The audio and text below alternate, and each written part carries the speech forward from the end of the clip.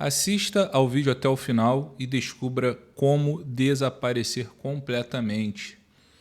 Olá pessoal, mais vídeo no canal. Esse vídeo aqui é o último da trilogia na qual eu faço uma reflexão sobre como anda o meio masculinista. Nos dois vídeos anteriores eu chamei a atenção para a falta de reflexão, para a falta de autocrítica, tanto dos grandes produtores de conteúdo quanto dos integrantes desse meio masculinista, e eu me incluo neles. Em um determinado momento eu percebi que alguma coisa não estava indo bem. E aí eu fui refletir, fui pesquisar, fui pensar, e aí o fruto dessas minhas considerações, desse meu estudo, tem como resultado esses 3 vídeos aí que eu quis tratar como uma espécie de vídeo introdutório que vai dar base aí para a gente aprofundar cada vez mais essas reflexões que são necessárias para o meio masculinista, porque é um meio que se diz fora da Matrix, é um meio que se diz desperto, mas o comportamento é de manada, e isso é problemático. Porque não é possível você estar desperto e mesmo assim você ter um mundaréu de gente reproduzindo as mesmas falas e os mesmos comportamentos que você. Porque se a gente leva ao pé da letra essa questão de estar desperto, consciente, né, ciente do que o sistema tem feito com a população, não dá para a gente acreditar que esse monte de gente aí é desperta.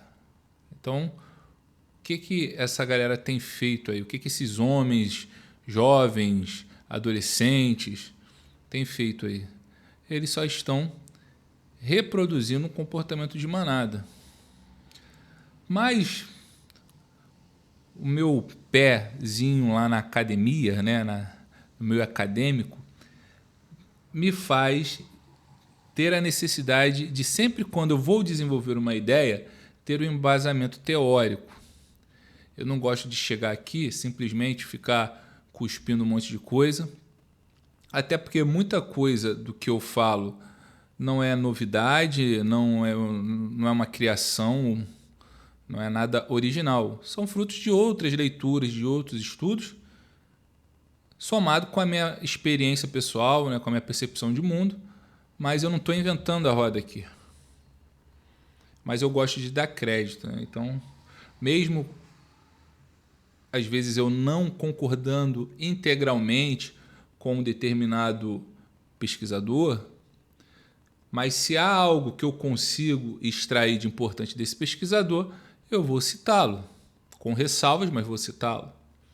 Assim como eu falei relacionado às vertentes, né? Por incrível que pareça, eu fiz uma enquete lá na aba comunidade do YouTube e também lá no Telegram, no canal do Telegram, e eu vi que tem muito MGTOW, muito Red Pill, muito Black Pill e muita gente também que não sabe em que vertente se encaixa. Isso me preocupou porque realmente eu não achei que teria tanto Red Pillado e tanto MGTOW no meu canal me acompanhando. Até porque vocês sabem, né? Eu não sei exatamente o que acontece com o meu canal, não sei se a forma como eu crio os conteúdos, ela, de certa forma, as pessoas terminam entrando no canal, mas não assistindo os vídeos, os outros vídeos que tem. Então, tem algum vídeo que se destaca e a pessoa entra por esse vídeo e não assiste mais nada. Por isso que vocês veem que a interação dos vídeos é baixa. Geralmente bate aí 100, 100 e pouco. Mas não tem problema. Poxa, quando na minha vida eu imaginar que eu teria 100 pessoas escutando o que eu estou falando, né, por livre e espontânea vontade, diferente de ser algo obrigado, né, obrigatório. Então, se fosse 10 pessoas, eu estaria aqui produzindo conteúdo da mesma forma, da melhor forma possível. Às vezes um pouco melhor, às vezes um pouco pior, mas dentro da minha possibilidade eu sempre faço o que é melhor possível. Então eu fiquei mais preocupado ainda, porque eu falei assim, caramba, então tem muita gente mesmo do meu masculinista e eu preciso deixar claro esse meu posicionamento de eu não estar enquadrado nenhum para que não encha o saco, porque mesmo eu falando e mesmo as pessoas que sabem que eu não me identifico, eu não me enquadro em nenhuma dessas vertentes, ainda aparece pessoal para encher o saco aqui e ficar me atacando e cobrando. Tudo bem, faz parte do jogo. Mas eu, sinceramente, pelo menos para as pessoas que estão aqui escutando o vídeo, enfim, e que me levam minimamente a sério, não precisa levar também tão a sério assim, mas me leva minimamente a sério, eu quero que vocês entendam que eu não faço parte de nenhum desses grupos, mas que eu vejo que eles têm ideias que são importantes, que me ajudaram, mas que eu não posso me enquadrar num determinado grupo, transformar em algo como se fosse um time de futebol. Eu vou levantar a bandeira dos Red Pilados, eu vou levantar a bandeira dos MGTOWs, assim, não dá para mim. Nem de futebol eu gosto.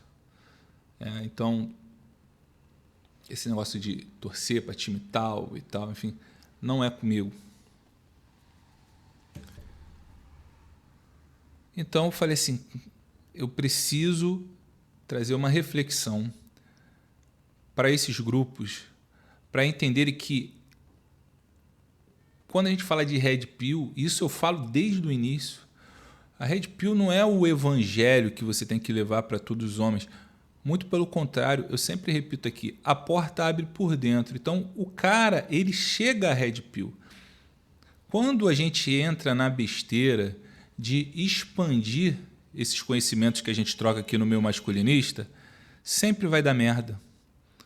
Vide o caso aí do Campari. Então não é assunto mainstream, não é para estar lá, não é para todo mundo. Então quando começa esses canais aí de quase 1 milhão, que consegue elaborar vídeos que são bem aceitos pelo YouTube, bem divulgados, a gente fica assim, pô, há alguma coisa errada.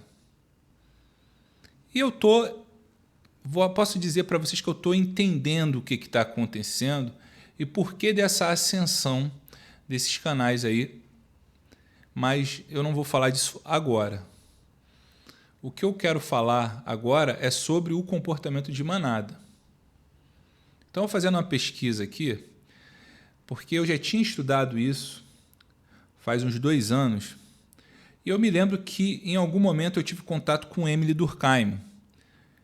E aí eu fui pesquisar porque eu lembro que ele falava do comportamento de manada. Então esse comportamento é um fenômeno que tem sido discutido ao longo da história da sociologia e de outras disciplinas relacionadas. Então não é algo exclusivo da sociologia. No entanto, é difícil apontar um único indivíduo como primeiro a tratar desse fenômeno, já que muitos pensadores contribuíram com ideias relacionadas ao comportamento coletivo e à influência social ao longo do tempo. Então a gente tem que entender, a gente está falando de coletivos, canais com 100 mil seguidores, 500 mil de seguidores, e como o chat se comporta, a gente está vendo ali, sim, um fenômeno social. E alguém vai ter que parar para analisar esse fenômeno. E, bem, eu humildemente estou começando uma discussão que até agora eu não vi nesse meio. Talvez ela exista, mas no que eu conheço, até onde eu alcanço, eu não vi o pessoal tratando disso. Então, quando a gente fala de comportamento coletivo e a influência social que esse comportamento de manada tem no indivíduo. E aí vocês vão entender a thumbnail desse vídeo. Então, um dos primeiros sociólogos a abordar questões relacionadas ao comportamento de grupo foi o Emile Durkheim. Se eu não me engano, isso foi abordado na obra Da Divisão do Trabalho, é uma obra de 1893. E acho que ele deve ter escrito algumas coisas a mais aí relacionadas a isso. Então, o Durkheim ele discute a solidariedade social e como os indivíduos são influenciados pelas normas e valores do grupo ao qual pertence. Então, o que acontece com esses meios masculinistas é que eles são receptores de indivíduos deslocados na sociedade, introspectivos. Todos são assim? Não. Mas esses blocos, essas vertentes masculinistas, funcionam como uma espécie de receptores e está absorvendo essa galera que não se encaixava em lugar nenhum e entra nesses grupos. Novamente eu falo, isso não significa que todos são assim, mas existe uma maioria que é assim. Então o Durkheim ele explorou esse conceito de consciência coletiva, né, que se refere às crenças e valores compartilhados pelos membros de uma sociedade, ou a gente pode usar aqui para um grupo social ou para grupos sociais. Então, quando a gente fala de uma consciência coletiva, é isso mesmo que você está pensando. São grupos de pessoas que começam a pensar do mesmo jeito e que, dessa forma, são incapazes de uma autorreflexão, uma autocrítica, porque eles têm que pensar juntos. Aquele indivíduo que é destoante, que sobressai, ele vai ser marretado. Não tem aquele ditado que prego que se destaca leva martelada? Então, esse cara que faz parte do grupo, ele termina se adequando porque toda vez que ele sobe a superfície e tenta respirar, ele é puxado de volta. E se ele continuar tentando respirar acima do grupo a qual ele pertence, ele vai ser atacado.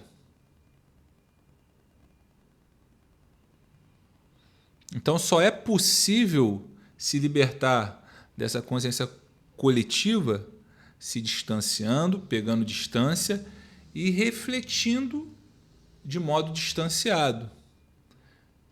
Aí talvez sim é possível fazer uma autocrítica. Caso contrário, não. Os valores serão os mesmos, as crenças serão as mesmas. Então, levando em consideração os grupos que a gente está analisando, o que une todos esses grupos? Veja, não estou falando que todos os homens que compartilham, né, dessa identidade nesses grupos pensam assim. Mas é ponto pacífico quando há a afirmação que mulher não presta. Mulher é um ser inferior. Eu estou mentindo? Não é verdade que essa expressão está emprenhada, né? Está ali entranhada, na verdade, nesses meios? Não é isso que você ouve todos os dias no grupo de Telegram? Não é isso que fica subentendido nessa massa de vídeos iguais? Porque, vejam, um determinado canal pega um exemplo de uma determinada mulher, faz a sua crítica em cima desse comportamento e os outros canais replicam.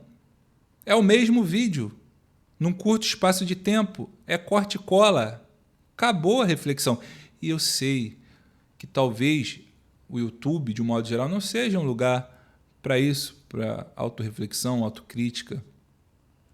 Talvez não seja, mas eu estou fazendo a minha parte. Eu estou chamando a atenção de vocês para um ponto perigoso, porque toda generalização é perigosa se você não tem consciência de que é uma generalização. Eu não tenho nada contra as generalizações, entendo a função retórica que ela exerce, mas você tem que saber que é uma generalização. E se você sabe que é uma generalização, você sabe que existem exceções. E você sabe também que algumas generalizações do tipo mulher nenhuma presta é algo difícil de aferir. E para não falar que eu só fiquei na questão do Émile Durkheim, outro ponto importante foi o Gustave Le Bon, que é um psicólogo social francês que escreveu o livro Psicologia das Multidões em 1895. Ele discute nesse livro como os indivíduos em grupos perdem sua identidade individual, que é justamente o que eu estou falando, e são influenciados por emoções coletivas. Percebe? Então, quando você olha o chat desses canais e vê como eles se comportam, é o mesmo comportamento. E aí eu volto à questão de emoções coletivas, no sentido de que esses meios masculinistas, que deveriam ser locais de acolhimento de homens, são extremamente hostis a homens.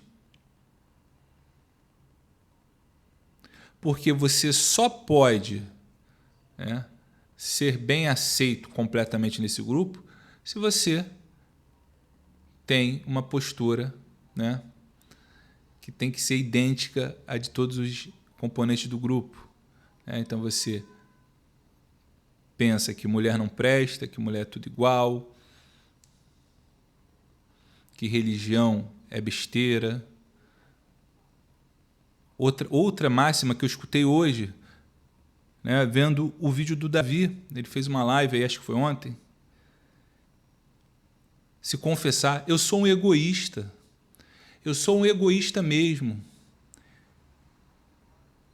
E a manada toda repetindo isso aí. Eu sabia que eu já tinha ouvido isso em algum lugar.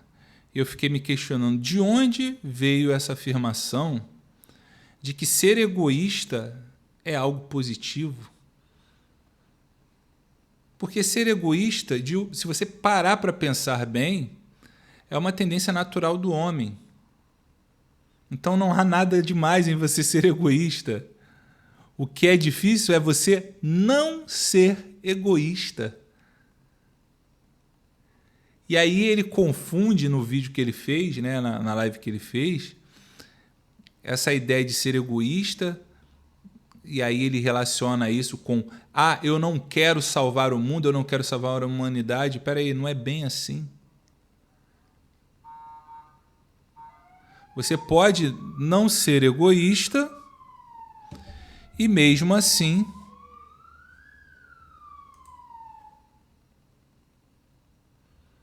você pode não ser egoísta e mesmo assim não querer salvar a humanidade, até porque isso não é possível.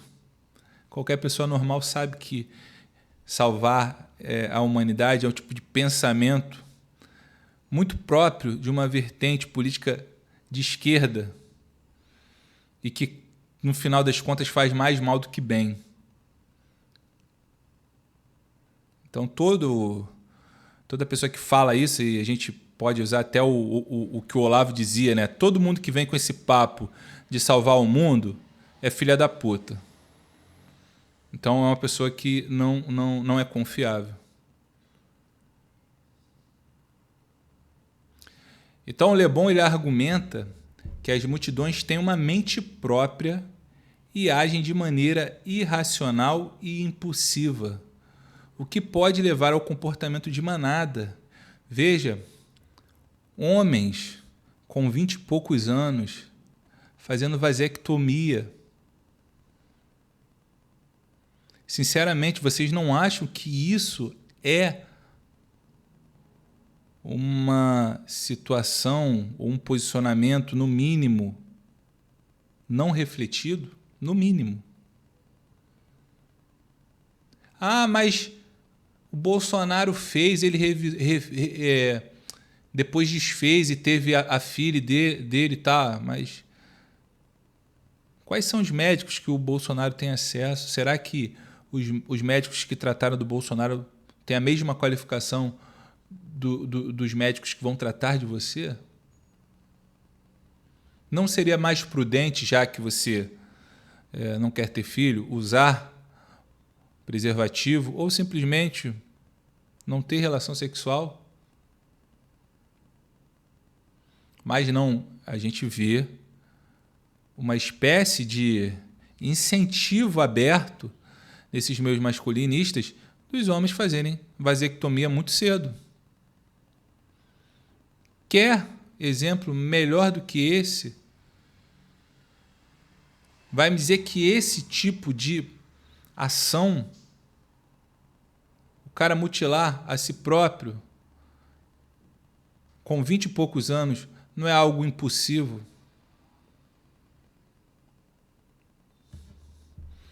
Portanto, enquanto Durkheim examinou o comportamento de grupo de uma perspectiva mais estrutural e funcionalista, né, o Le Bon ele concentrou-se mais nas dinâmicas psicológicas e emocionais das multidões. Então a gente percebe que esses dois estudiosos eles foram assertivos e a gente consegue fazer uma relação entre o que eles disseram e o que está acontecendo nesses grupos. Então, minha finalidade aqui, nesse grupo, é a seguinte: se você quer se esvaziar de si mesmo e perder sua personalidade como um indivíduo, continue. Se enfie cada vez mais nesses grupos e haja como manada. Porque dessa forma você perde a sua personalidade, você perde a sua vontade individual, você perde tudo aquilo que te diferencia dos outros seres humanos, dos outros homens. Você perde aquilo que o torna único. E dessa forma, você pode, enfim, desaparecer completamente.